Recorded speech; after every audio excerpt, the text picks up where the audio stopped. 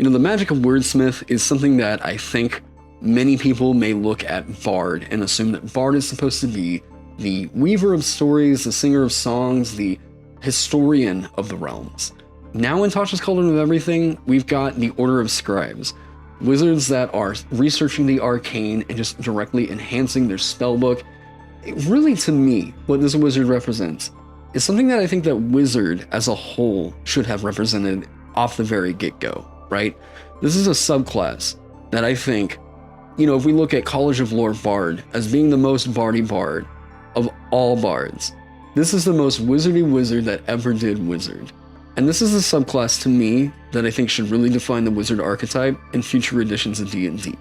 I think that we should look at this as the precedent for what it means to shore up wizard outside of just combat. Let's go over into D&D Beyond and talk about my personally favorite narrative-driven subclass I've seen so far in Tasha's Cauldron of Everything, the Order of Scribes. So the Order of the Scribes, before I get really into this, I just want to express that it may be a little bit hard to really convey how strong this subclass is because, you know, we're not really talking about damage numbers here. We're talking about a lot of things that you can do outside of combat that make this subclass something very, very special, and one of my favorite things that I think we've seen so far in Tasha's. So while I'm talking about this, don't just think about damage numbers. We're not talking about white room kind of analysis here. What we're talking about is the potential shenanigans that this subclass can get up to, and it, like, Order of the Scribes is something that really, really shines in the exploration and interaction sides of like play. You know, Wizard does a very good job at damage output, right? We know it to be one of the big glass cannons. However, not a whole lot of Wizard subclasses are really good at the other pillars of play. This order right here is just, oh man, it is so good to see something like this really being considered for Wizard. Order of the Scribes, magic of the book, that's what many folk call wizardry. The name is apt given how much time wizards spend poring over tomes and penning theories about the nature of magic. It's rare to see wizards traveling without books and scrolls sprouting from their bags, and a wizard would go to great lengths to plumb an archive of ancient knowledge. Among wizards, the Order of Scribes is the most bookish. It takes many forms in many worlds, or in different worlds, but its primary mission is the same everywhere, recording magical discoveries so that wizardry can flourish. And while all wizards value spellbooks, a wizard in the Order of Scribes magically awakens their book, turning it into a trusted companion. All wizards study books, but a wizardly scribe talks to theirs. Okay, so second level, we're used to wizard usually getting something that I would consider a green feature. So as a bonus action, you can magically create a tiny quill in your free hand. The magic quill has the following properties. The quill doesn't require ink. When you write with it, it produces ink in a color of your choice on the writing surface. The time you must spend to copy a spell into your spellbook equals 2 minutes per level of the spell. If you use the quill for the transcription, you can erase anything you write with the quill if you wave the feather over the text as a bonus action, provided the text is within 5 feet of you. This quill disappears if you create another one or if you die. Okay, so let me change a few things here, because I can think of some things, right? We're not really talking about a whole lot of mechanical use in combat. Right? You can erase anything if you write with a quill. Is that really doing a whole lot for you in a fight? I don't know, but I can think of some situations where that is an ace in the hole, you know?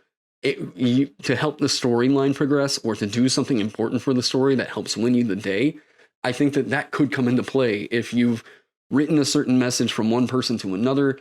Now, when you write with it, it writes with ink. Okay, so it's not just you that can write with this quill. It seems that if you were to, like, say, get a message from a royal house to another one, you're the messenger, you're like the courier for it, and they write with your, like, ink. If you need to keep, like, you know, government secrets or whatever hidden, you can very easily do that with this. So if we're not talking in a white room, that kind of a thing is very, very strong for this wizard.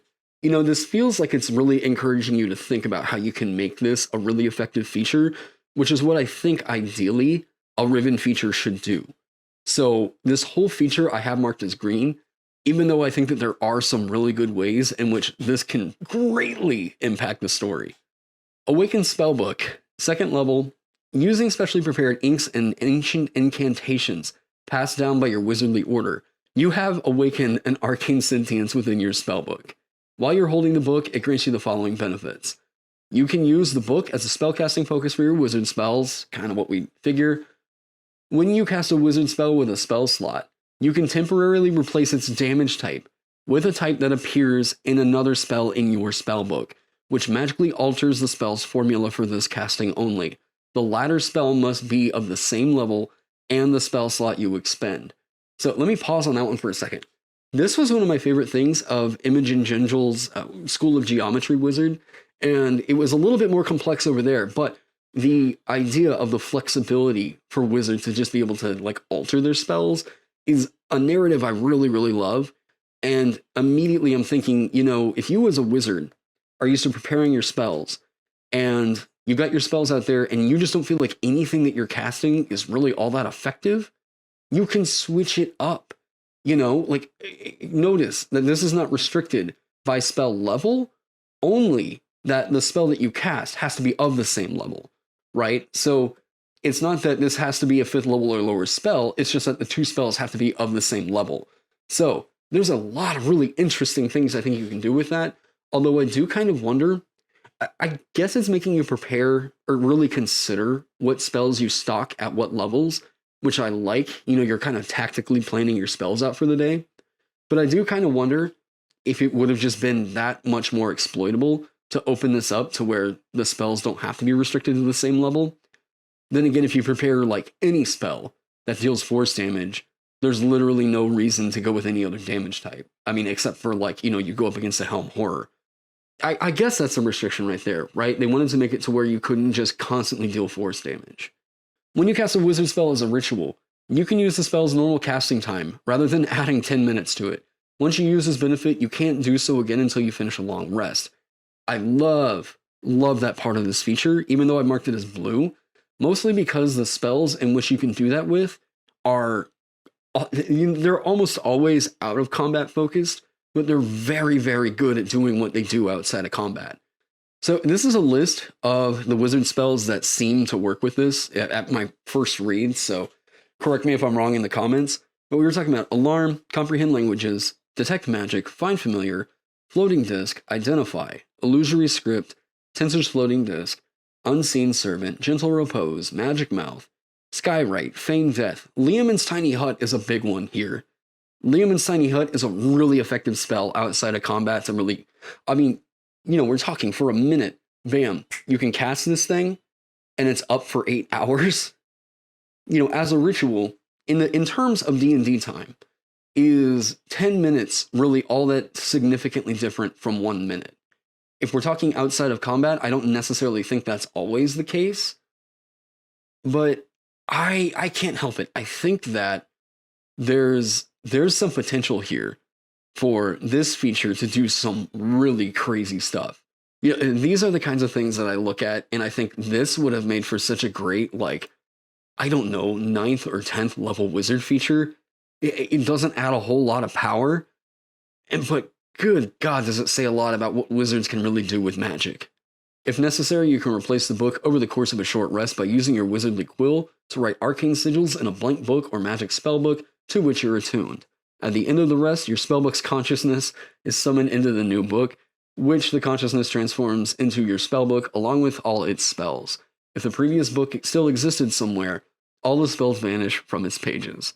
This is just such a quirky and fun little feature here. Now, like, oh man, Awakens spellbook. One of the things I'm looking at this with, right? You can temporarily replace its damage type with a type that appears in another spell in your spellbook. There's another wizard spell, Chromatic Orb. I think you should always have this prepared on this wizard, because you can choose either acid, cold, fire, lightning, poison, or thunder damage. You pair this is a first level spell, with Magic Missile. Not only are you getting the force damage out of Magic Missile, but the special thing with Magic Missile is that these always hit.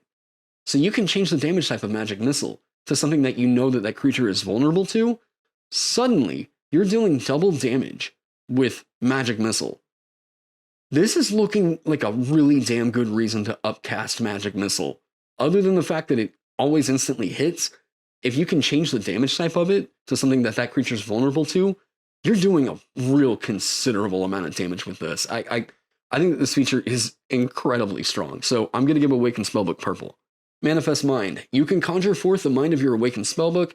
As a bonus action while the book is on your person, you can cause the mind to manifest as a tiny spectral object hovering in an unoccupied space of your choice within 60 feet of you.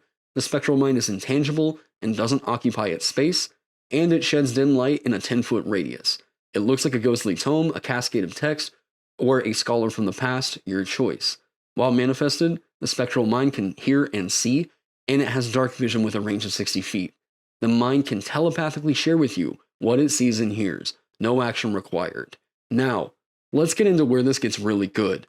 Whenever you cast a wizard spell on your turn, you can cast it as if you were in the spectral mind's place instead of your own, using its senses.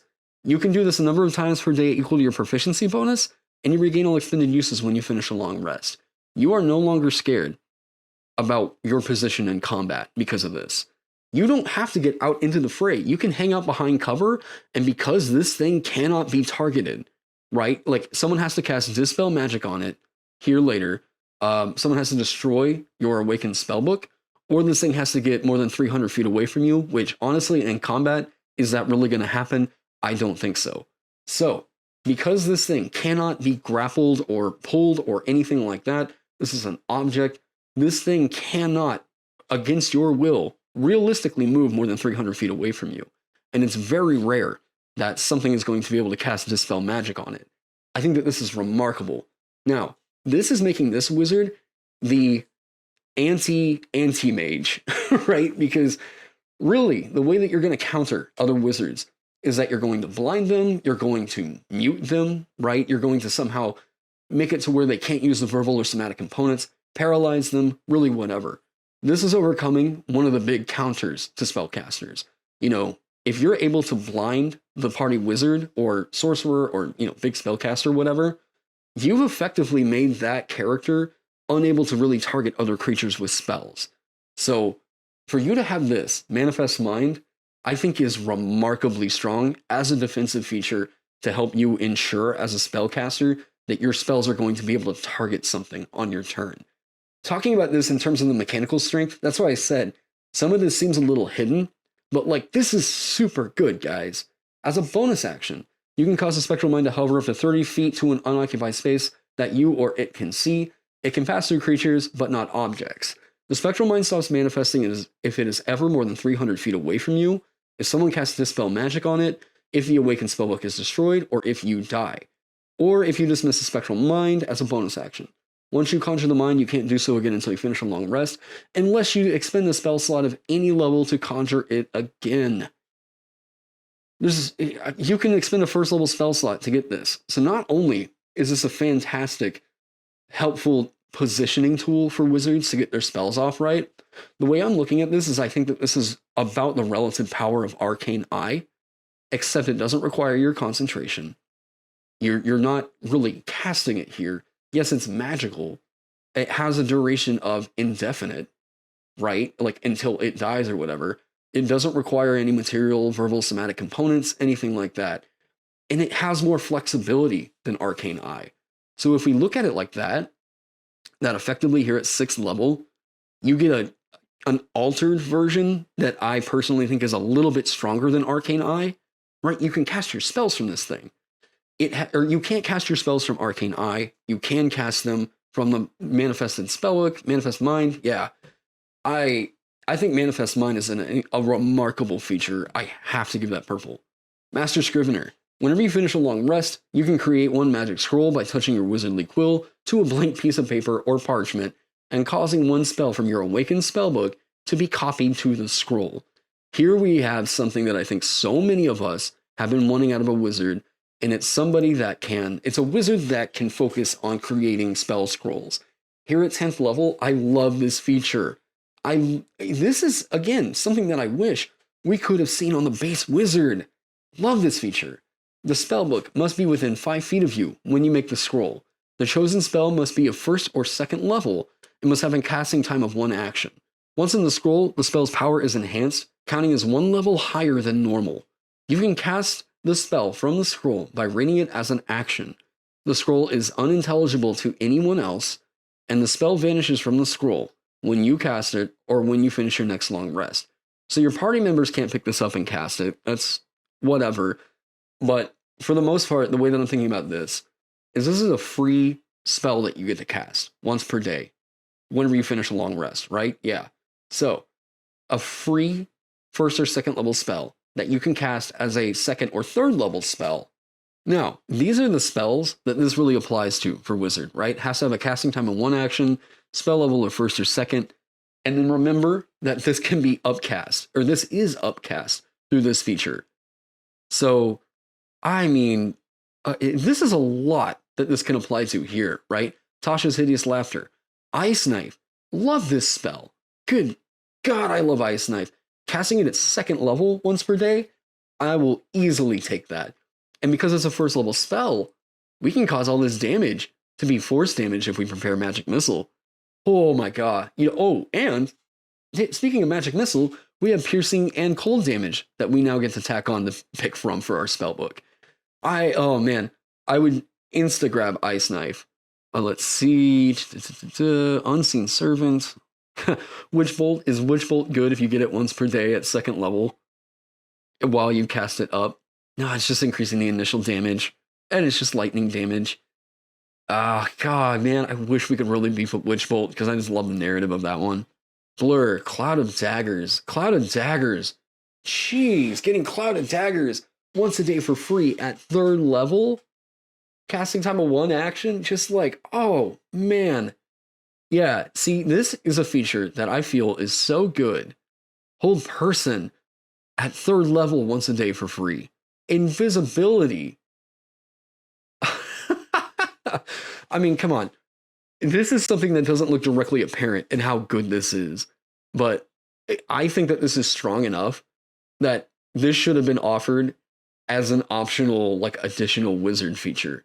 And I think it just speaks so much for just how good we could make the narrative of Wizard be.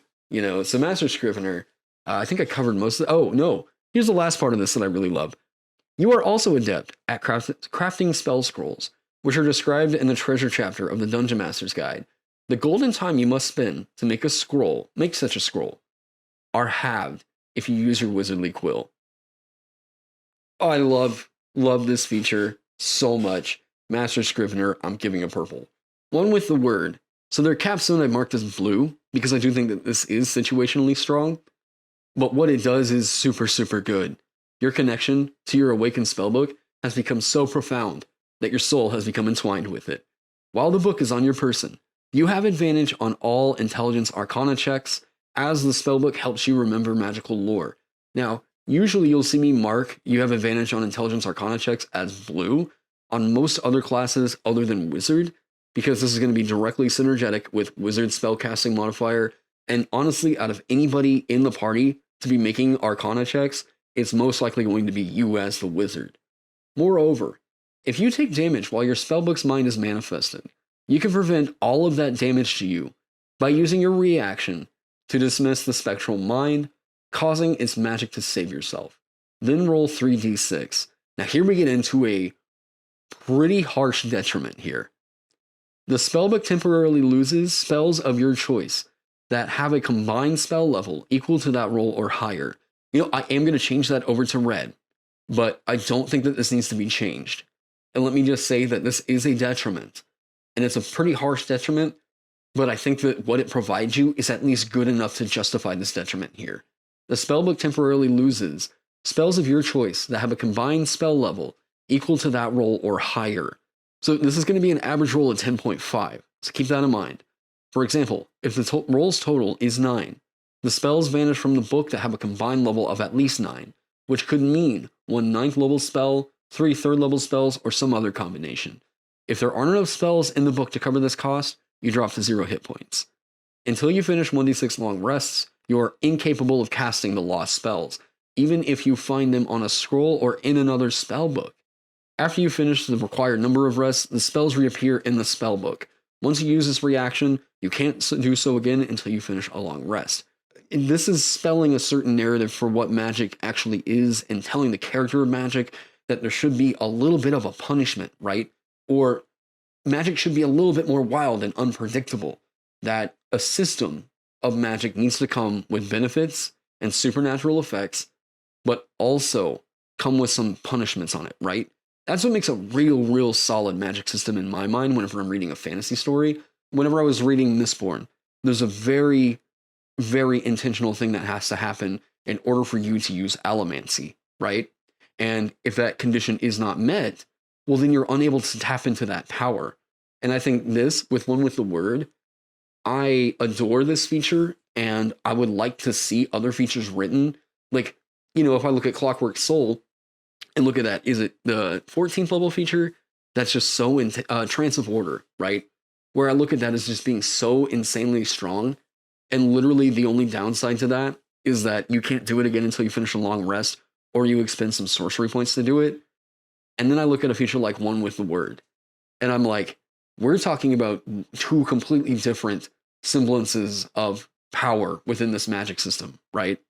One with the Word I love so much more because we're talking about a system that has limitations that we can understand, and that feels a lot more like risky here.